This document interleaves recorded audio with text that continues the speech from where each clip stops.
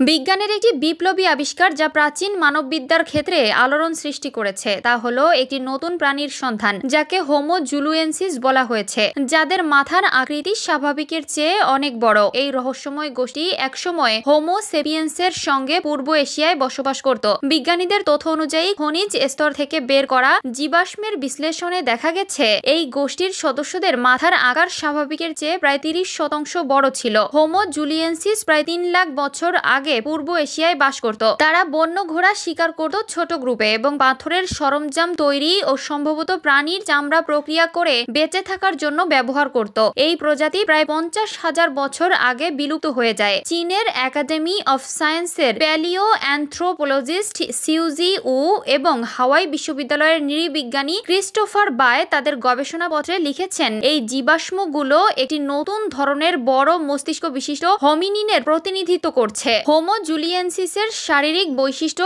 এবং অঙ্গ-প্রত্যঙ্গের এক বিশেষ সংমিশ্রণ এই গোষ্ঠীকে অন্য কোনো পরিচিত প্রাচীন মানব প্রজাতি থেকে আলাদা করেছে, যার মধ্যে ডেনিসোভানদের চেয়ে অনেক বৈশিষ্ট্যগত পার্থক্য রয়েছে। তবে কিছু বৈশিষ্ট্য নিয়ানডারথালদের মতো হলেও অন্যান্য বৈশিষ্ট্য এমনকি তাদের থেকে আলাদা, যা হোমো জুলিয়েন্সিসকে এক অনন্য প্রজাতি হিসাবে চিহ্নিত করে। আরও জানিয়েছেন, এটি স্পষ্ট যে পূর্ব এশিয়ার হোমিনিন জীবাশ্মগুলোর মধ্যে পূর্বে ধারণা করা তুলনায় অনেক বেশি শারীরিক বৈচিত্র্য রয়েছে। বড় মাথার প্রাণীর আবির্ভাব মানব বিবর্তন, বৈচিত্র্য এবং অভিবাসন সম্পর্কিত মৌলিক প্রশ্ন উত্থাপন করছে। কিছু বিজ্ঞানী ধারণা করছেন এই গোষ্ঠী হয়তো আধুনিক মানুষের জেনেটিক ভূমিকা গঠনে গুরুত্বপূর্ণ ভূমিকা পালন করেছিল।